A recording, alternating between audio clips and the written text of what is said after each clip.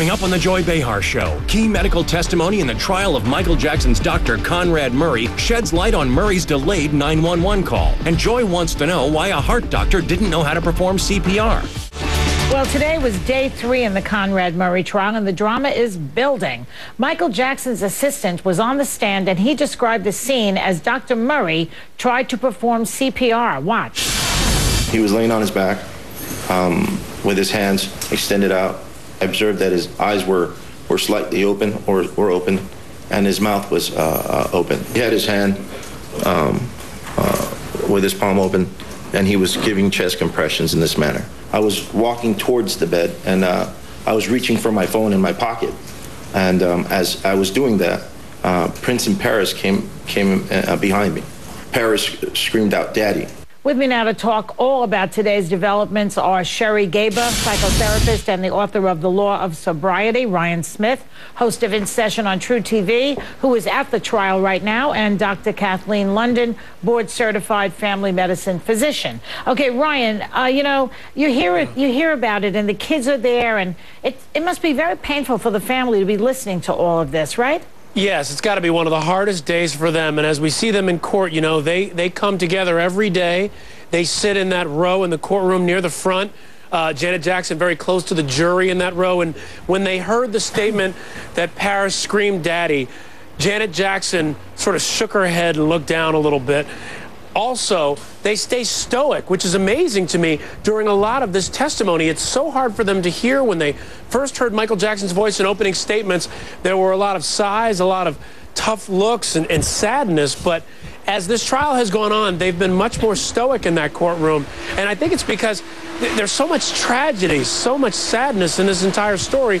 What more can they do except to just take it all in and listen through it? Well, Michael's bodyguard, a person named Alberto Alvarez, said that Dr. Murray had him hide vials and an IV bag before the paramedics arrived. Now, why did Murray do that? Well, what they're trying to paint on the prosecution side is that Conrad Murray was focused on cleaning up the scene even before he was calling 911. So the prosecution's trying to outline all the different steps where he could have said call 911, and he didn't. The defense is trying to say that maybe Dr. Murray did tell someone to call 911, and that Alberto Alvarez came in the room and so much other stuff was going on that he was taking care of that. So they basically had a list up there of all the things Alvarez was doing when maybe Dr. Murray thought he had already called 911.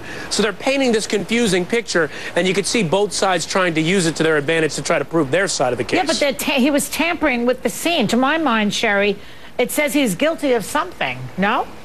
Yeah, there's something definitely going on if they're trying to gather up all the medications and put them in a bag and running quickly. That is not what should have been going on. What should have been going on is saving his life. Right. Okay, let's look at a clip of Alvarez responding to what medical equipment was in the room. Watch this. Did you observe any heart monitor or any type of equipment, monitoring equipment in that room? No, sir. Did you see anything attached to Michael's arm, like a black band that would be used to monitor someone's blood pressure? Oh, no, sir, I did not. Okay, Dr. London, what type of doctor doesn't have medical equipment in the room when he's administering this very, very heavy anesthesia? I mean, what is that? I mean, we actually call that in medicine 007, you're licensed to kill. I mean, seriously, this is unconscionable. You know, even if you take this step that you're going to be somehow talked into giving this anesthetic outside of an operating room, then where's the monitoring equipment? Where's the oxygen saturation on him? Where's the kind of pump that you would use for something like this? It doesn't make any sense Exactly. at all. Now, Ryan, Murray never mentioned the propofol to paramedics at the scene. Didn't he think they'd do an autopsy eventually? He just leaves the main idea out of the conversation? Ryan, what about You know, that's part of... You make a great point. That's part of the frantic nature of all this the prosecution is trying to point out. First, the collecting of all these bottles, and then not clearly saying to the paramedics, and Joy, even 2 doctors at the hospital, not telling them that he gave Michael Jackson propofol. And he didn't really say this until much later. So the prosecution's trying to use this to say, this is a man who was trying to cover up things. He was more concerned with covering his own situation than saving his patient. And didn't he order a whole bunch of propofol? There's some kind of an enormous amount coming. Dr. London, the defense is saying that Michael might have administered the propofol himself. That's one of their statements in this case. Is that possible? So if you're using the kind of infusion pump that you're supposed to administer this drug, then no, because it's got their safety, they have a certain way. You're also, if it's going into you, you're kind of out of it. Exactly. So I don't see how he'd be able to do it. How would he do anything to give himself more? Well, you'd have to hook it up, right? Right. Oh, in terms of whether he's, it goes in IV, period. Yes. So you'd have to be able to put an IV in yourself and do it. There are reports of abuse of propofol by anesthesiologists, some of whom have died, giving it to themselves. But without that kind of training of how to get it into your vein, no, you can't. Sherry, can you be addicted to propofol? Is that possible? Well, sure, but I mean, let's look at the issue of all the doctors that have been giving him drugs, the miscommunication between doctors. What about the idea that 51 times he went to see a dermatologist for Demerol? Right. Did Conrad Murray know that he had Demerol in his system? You know, that's what's killing all the celebrities. That's what I see in practice. That's what I see in the treatment centers, is the mixing of drugs. And I think we really need to look at the trail of doctor shopping and what was going on. Exactly. The defense claims that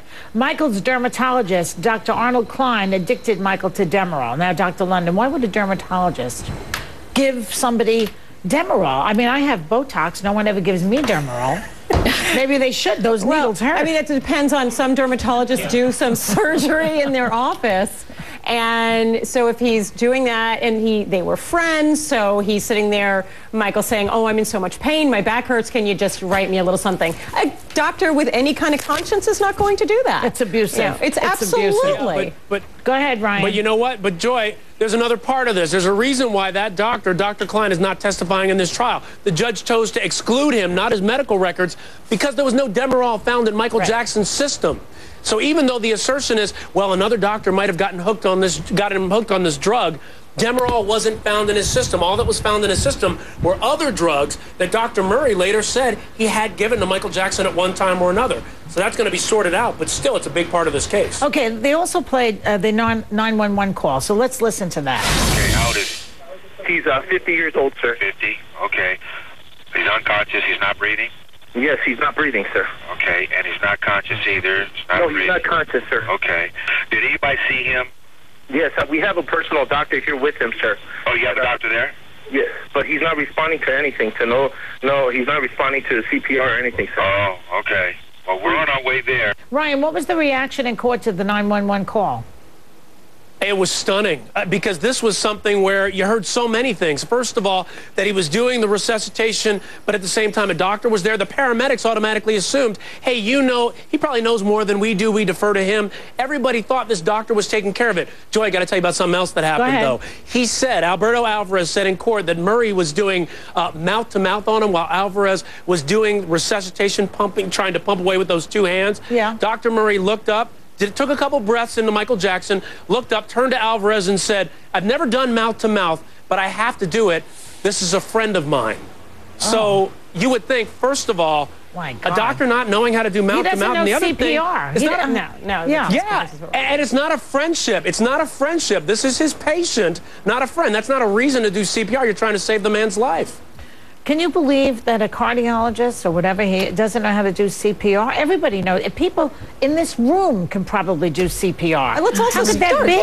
Well, also how long, the whole, he thought someone called 911. The first thing you are taught when you are taught CPR, and this includes the lay classes, is you say, if you're out with strangers, you point and you say, you, call 911. I mean, that's the first thing you're taught, because that time to electricity is so huge to being shocked. Why does a cardiologist not have a crash cart? Really? Yeah. And that he doesn't know how to do chest compressions, that he's doing it with one hand on the bed. And he never did mouth to mouth. That's pretty unbelievable. It's just unbelievable to me. Thank you very much, everybody, for this, and much more on the Conrad Murray trial, so stay there.